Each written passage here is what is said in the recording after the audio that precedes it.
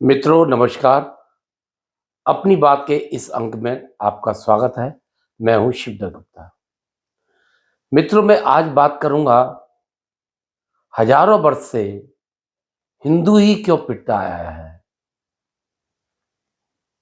आप इस पर ये सोच रहे होंगे कि हिंदू अभी अभी पिट रहा है, इससे पहले कभी नहीं पिटा। ऐसा नहीं है। हिंदू सदियों से पिटता आया है और उसका मूल कारण यही है कि हम बढ़ रहे थे और कट भी रहे थे। आज मैं बंटने और कटने पे बात नहीं करूंगा। आज मैं बात करूंगा संभल में हुए दंगे के बारे में। मित्रों, दंगा जो संभल में हुआ वो पूर्णतः सुनियोजित था, क्योंकि वहां पर 7 ट्रक ईंटों पत्थरों के सड़कों पर कलेक्ट किए गए हैं। ये कहां से आए और क्यों आए, आपको ये जानकर हैरानी होगी कि एक दिन पूर्व ही वहां के सांसद और विधायक की कोई गुप्त मीटिंग हुई थी, जिसके कारण ऐसा वहां पर इतने सारी भारी तादाद में ईंट पत्थर गोली का इंतजाम किया गया था। लेकिन प्रकरण क्या है? हरिहर मंदिर जो बाबर ने उसको हटवाकर मतलब पूर्णतः हटवाते, ये मुसलमान लोग पूर्णतः किसी मंदिर को हटवाते नहीं है। इसलिए नहीं हटवाते कि उसमें जो अवशेष रहे, जिससे हिंदू लोग उस अवशेषों को देखकर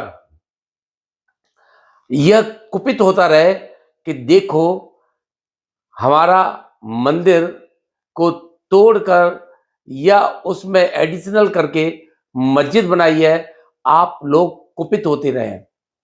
यह मुसलमान शासकों का सोचना था। औरंगजेब ने पूर्णतः कोई मंदिर नष्ट नहीं किया, उसमें अवशेष छोड़े। वो सिर्फ हिंदुओं को चढ़ाने के लिए छोड़े कि तुम्हारे मंदिरों को हम मस्जिद में परिवर्तन कर सकते हैं। जहां तक हरिहर मंदिर का सवाल है, वह बाबरनामा में भी लिखा हुआ है कि यहां पर हरिहर मंदिर था, जिसको तोड़कर मस्जिद बनाई गई। अब आप इससे समझ सकते हैं कि कोई भी मंदिर इन्होंने जो भव्य और बड़े थे उनको या तोड़कर, अच्छा समूल नाश नहीं किया गया, किसी मंदिर का समूल अस्तित्व खत्म नहीं किया गया। चाहे बनारस का मंदिर क्यों ना हो, चाहे कृष्ण जन्मभूमि हो, चाहे राम मंदिर हो, उन्होंने अवशेष सब जगह छोड़े थे। प्रमाणों के साथ हमारे एएसआई जो सर्वे टीम है, उन्होंने सारे सबूत जुटाए। राम मंदिर के मंदिर होने के प्रमाण कोर्ट में सबमिट किए। तब भी मुसलमानों की आप देखिए, उन्होंने आज भी उसको मस्जिद ही कहते हैं। हिंदू पिटता क्यों है और पिटने का कारण क्या है? हिंदू इसलिए पिटता है कि हिंदू ही पिटवाते हैं। ऐसा नहीं है। हिंदू क्यों पिटता है? वो इसलिए कि हिंदू ही पिटवाते हैं। इस समय हिंदू नाम के समाजवादी पार्टी के नेता वही कार्य कर रहे हैं जो किसी जमाने में अकबर के साथ जो हिंदू थे और अन्य मुसलमान शासकों के साथ जो हिंदू थे, उन्होंने हिंदुओं को, राजाओं को ऊपर चढ़ाई करके उनको मरवाया, राज लूटा और शासन किया। ये बाहर से नहीं कोई आ रहा। आपको हिंदू ही मरवा रहे हैं। चाहे किसी भी प्रदेश में कोई भी घटना हो, वहां पर मुसलमानों के साथ हिंदू खड़े हो जाते हैं। जैसा कि आज अवधेश, जो विपक्ष पार्टी के नेता हैं सपा के, वो संभल जा रहे थे। अपने 25-30 पर्यवेक्षकों को लेकर क्या करने जा रहे थे कि हम वहां पर कारण ढूंढेंगे, ये दंगा क्यों हुआ और जो मारे गए हैं उनके प्रति संवेदना प्रकट करने के लिए। अब आप देखिए कि कुछ दिन पहले एक हिंदू युवक लड़का 22 साल का एक झंडा उतार कर दूसरा झंडा लगाने पर मार दिया गया, गोलियों से छलनी कर दिया गया। एक भी सपा का नेता, जाना तो बहुत दूर रहा, शोक व्यक्त भी नहीं किया गया। मित्रों, हमारे देश का ये हाल अभी भी है। जब एक है तो नेक है, ऐसे ऐसे नारे सत्तारूढ़ पार्टी की ओर से लगाए जा रहे हैं, जिसकी वजह से चुनाव तो जीते जा रहे हैं, लेकिन हार कहाँ रहे हैं? जहां पर हिंदू पिट रहा है और हिंदू ही उसकी सहायता कर रहे हैं पिटवाने में। ये देखिए, हमारा देश ही नहीं, हिंदू सब जगह पिट रहा है। जहां 22% पाकिस्तान में हिंदू थे, वहां पर केवल 2% हिंदू रह गए हैं। जहां पर बांग्लादेश में करीबन 30% हिंदू थे, वहां वही 2-2.5% ही हिंदू रह गए हैं, और वो भी हिंदू सुरक्षित नहीं है। अभी हरे राम हरे कृष्णा के पुजारी को जिस प्रकार से देशद्रोह में बंद कर दिया गया, जबकि हमारे यहाँ हिंदू तो सब सुखी हों, कोई न हो दुखारी। हे प्रभु, हम ऐसी याचना करते हैं, तब ऐसे हिंदुओं पर भी देशद्रोह का आरोप लगाया जाता है। और वहां के बारे में यहाँ के नेता, सपा के और कांग्रेस के नेता एक आवाज नहीं उठाते हैं। देखिए, हम हिंदू किस तरह से सब जगह पिट रहे हैं। अब बारी है हमारी भी इजराइल बनने की। अगर इजराइल नहीं बने तो हम ऐसे ही पिटते रहेंगे और ऐसे ही मारे जाते रहेंगे। हिंदू वहां पर किस तरह से, बांग्लादेश में किस तरह से मारे जा रहे हैं, आप लोगों को सब मालूम है। और उनका सहयोग कौन कर रहा है, ये भी आपको मालूम है। हमारे विपक्षी नेता एक आवाज में सरकार के साथ कोई भी बांग्लादेश की निंदा करने के लिए तैयार नहीं है। अरे, हमारे हिंदुस्तान में ही हिंदुओं को मारे जाने पर एक भी राजनेता विपक्ष का कोई भी तैयार नहीं होता है। जिस प्रकार से हरिहर मंदिर को बाबर ने तुड़वाया था, ऑरेंज ने बनवाया था, बाबरी वो मस्जिद वहां बनवाई थी, उसके अब आपको ये जानकर भी हंसी हो, ताज्जुब होगा, एएसआई के जिम्मे था ये जामा मस्जिद संभल का, और एएसआई के जो सरकारी लोग होते हैं उनको वहां से मुसलमानों ने मार मार के भगा दिया और उस पर कब्जा कर लिया और उसको वक्फ के हवाले कर दिया गया। जबकि एएसआई जो संस्था है वो गवर्नमेंट की संस्था होती है, वहां पर गवर्नमेंट ही उसका संचालन करती है। ये जांच का विषय है। और सुप्रीम कोर्ट ने क्या कहा है, जिसमें कि हल्ला मचा रहे हैं कि भारतीय जनता पार्टी इसमें हार गई है, राज्य सरकार हार गई है।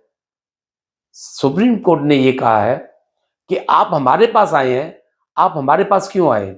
आप हमारे से नीचे अदालत है, उच्च न्यायालय, हाई कोर्ट, आप वहाँ पर जाइए, वहाँ पर अपील करिए। और ये ज़रूर रोक लगा दी है कि जब तक कोई फैसला हाई कोर्ट ना दे, हाई कोर्ट उसको आगे ना बढ़ाए, तब तक सभी कार्यों पर रोक है और प्रशासन को वहाँ पर लॉ एंड ऑर्डर कायम रहे। तो इसमें तो कोई ऐसी बात नहीं कही गई है, ना तो सर्वे के ऊपर बात कही गई है कि सर्वे क्यों कराया, सर्वे क्यों नहीं होना चाहिए, ऐसा कुछ नहीं कहा है। उन्होंने कहा है हाई कोर्ट आपको जाना चाहिए। तो ये जांच के विषय इसमें कई हैं। वहां पर 5 कुएं थे जिसमें 2012 तक हिंदू दीपक जलाकर आया करते थे और 2012 के बाद उन कुओं को पाट दिया गया और कुओं को कंक्रीट से पाट कर हिंदुओं को वहां से भगा दिया गया कि यहाँ पर कोई पूजा नहीं करेंगे। ये ज़्यादा पुरानी बात नहीं है, ये कांग्रेस जमाने की बात है कि उस समय सापा की सरकार थी और सापा ने मुसलमानों का सहयोग करके यहाँ पर हिंदुओं को आना वर्जित कर दिया। तो मित्रों, बांग्लादेश में भी हिंदू पिट रहा है, पाकिस्तान में भी हिंदू पिट रहा है और हिंदुस्तान में भी हिंदू पिट रहा है, जबकि हिंदुओं की संख्या 100 करोड़ है और 40 करोड़ लगभग मुसलमान अन्य हैं। मैं एक अपील और करना चाहता हूं कि अगर आप देखें कि अगर धर्म है तो कौन कौन से धर्मों में आपसी सहयोग, प्रेम भाव सिखाया जाता है। मैं हिंदू धर्म का हूं और हिंदू धर्म में कहीं भी कोई लड़ाई की बात नहीं कही गई है, जबकि आपके ऊपर कोई दूसरा अटैक ना करे। आपका जो मार्ग है वो सत्य का मार्ग है। अगर दूसरा कोई मार्ग गलत मार्ग पर चलता है जो कि अनैतिक है और वो किसी कीमत पर सही नहीं जा रहा है, तब आपको हाथ उठाने, हथियार उठाने का, जैसे श्री कृष्ण भगवान ने गीता में कहा है कि हे अर्जुन, तुम ये देख रहे हो तुम्हारे ये नाते रिश्तेदार हैं, तुम इनको नहीं मारोगे, ऐसा नहीं। ये अनैतिक कार्य करने वाले लोग हैं, ये धर्म का पालन करने वाले लोग नहीं हैं। इनके इनके लिए तो यही उपाय है, इनको मारा जाना उचित ही होगा। तो मित्रों, मैं ये बात क्यों कह रहा हूं? मैं ये बात इसलिए कह रहा हूं कि कहीं जाकर मुसलमानों से अच्छा ईसाई धर्म है। ईसाई धर्म में कम से कम मारपीट, मारकाट और सर कलम से जुदा ये सब नारे वहां नहीं है। वो जो भी उनका धर्म हो, लेकिन कम से कम ये नहीं है। और आज केरला में अगर ये मैं जो कह रहा हूं, अगर ये बात सत्य हुई कि केरला में क्रिश्चियंस और हिंदू एक होने जा रहे हैं, क्योंकि केरला में क्रिश्चियन बहुत प्रताड़ित होते जा रहे हैं मुसलमानों से। वो वहां पर जो प्रेम प्रसंग, जो लड़के वहाँ की क्रिश्चियंस लड़कियों के साथ करके और जो मारकाट कर रहे हैं, उसकी वजह से। और दूसरा, चर्चों को, जो बहुत पुराने चर्च है, कई कई हजारों वर्ष चर्च भी हैं, उनको भी वक्फ बोर्ड में शामिल करने के लिए अपना दावा मुसलमान लोग ठोक रहे हैं। अब आप बताइए कि क्रिश्चियन भी परेशान है, हिंदू भी परेशान है, अन्य धर्म के लोग, सिख, इस सिख, बौद्ध सभी लोग परेशान हैं, तब ऐसे में हम सबको एक हो जाना चाहिए और जो इनके रहनुमा या नेता सपा के जो ये सोचते हैं कि हम इन्हीं के बलबूते पर आज उत्तर प्रदेश में 38 सीटें लाए हैं, वो उनका सोचना गलत है, क्योंकि आपने देश को, प्रदेश को गुमराह किया है कि बीजेपी की सरकार आने पर आरक्षण खत्म कर देंगे और संविधान को खत्म कर देंगे। ये दो बातें ऐसी थी जो निचले स्तर पर चली गई और लोगों ने डर भय से बीजेपी को वोट नहीं दिया। लेकिन अब असलियत खुल गई है और सबको मालूम पड़ गया है कि मुसलमान जब मारता है तो न वो ये देखता है ये यादव है, ये गरीब है, या ये अमीर है, या ये बनिया है, सवर्ण है, शोषित है, कोई भी जाति का हो, आदिवासी है, शोषित है, कुछ भी नहीं देखता, वो देखता है ये हिंदू है। आज यही बांग्लादेश में हो रहा है, वहां पर जाति नहीं देखी जा रही है, वहां पर ये देखा जा रहा है हिंदू कौन है और उसको मार दिया जाता है, बहन बेटियों को उठाया जाता है, उनके साथ गलत कार्य किए जाते हैं।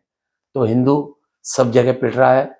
अभी भी मैं अपील करूंगा, हिंदू जागो और ऐसे नेताओं को नकाबपोश जो पहने हुए हैं, पर्दाफाश करो इनका और इनको इतना सबक सिखाओ कि जिंदगी में हिंदुओं के प्रति जो इनकी नफरत है, आज ये वहां पर संबल में क्यों जाना चाहते हैं, वो इसलिए कि वो मुसलमानों के हमदर्द हैं और सह उनको मिल रही है, किनको, उग्रवादियों को, जो पत्थरबाज हैं, जिन्होंने अपनी गोली से ही अपने मुसलमानों को मारा है और उन्होंने गोली चलाई तो पुलिस वालों पे, लेकिन लग किसको गई है, अपने ही लोगों को। और वहां पर हल्ला मचाया जा रहा है कि ये पुलिस वालों ने मारा है।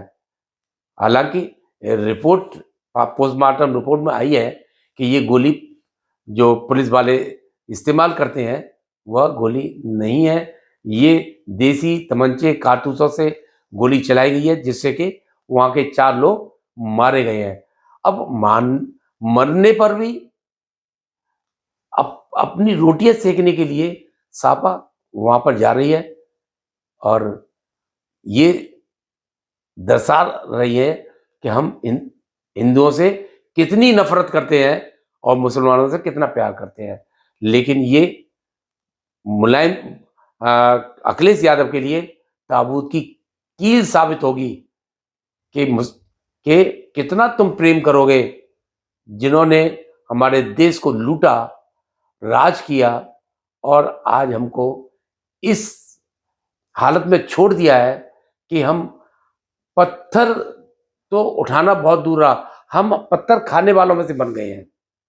ये सिर्फ नेताओं के कारण है। मित्रों, अब पत्थर नहीं खाना है, आपको संगठित होना है और हमको किसी प्रकार से कोई हथियार नहीं उठाना है। हमें अपने काम धंधे, बच्चों की पढ़ाई इत्यादि में देश का विकास करना है, ना कि हमें दंगों में जाना है। दंगे करने का काम तो नेताओं द्वारा प्रायोजित होता है, जो सपा और कांग्रेस के नेता करते हैं। तो हम हर जगह पिट रहे हैं, चाहे बांग्लादेश हो, वहां पर भी हिंदू कमजोर है और 100 करोड़ की संख्या होते हुए भी यहाँ पर हिंदू कमजोर है। लेकिन मैं अपील करूंगा, आप कमजोर नहीं हैं।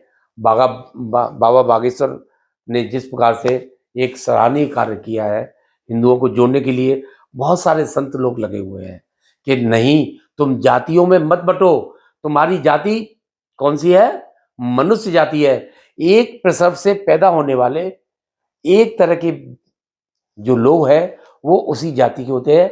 हम मनुष्य एक प्रसव रीति से पैदा होते हैं और हमारी जाति मनुष्य है। पशु जिस प्रकार से पैदा होते हैं वो पशु जाति है। हमारे जो वर्ण है, वर्ण व्यवस्था है, हमारे कर्मों के अनुसार है।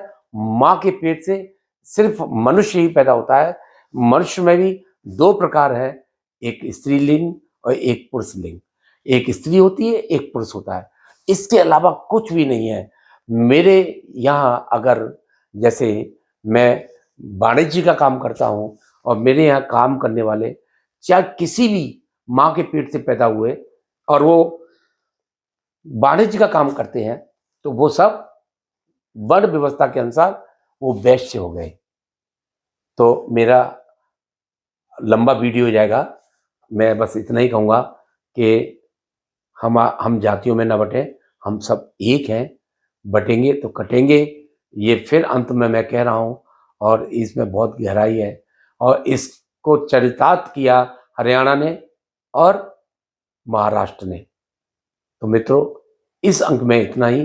फिर किसी अन्य मुद्दे पर अगले अंक में बात करेंगे। बहुत बहुत धन्यवाद। मेरे इस वीडियो को लाइक करें, शेयर करें और जिन लोगों ने सब्सक्राइब नहीं किया है वो सब्सक्राइब अवश्य करें। आपका बहुत बहुत धन्यवाद। जय हिंद, जय भारत, नमस्कार।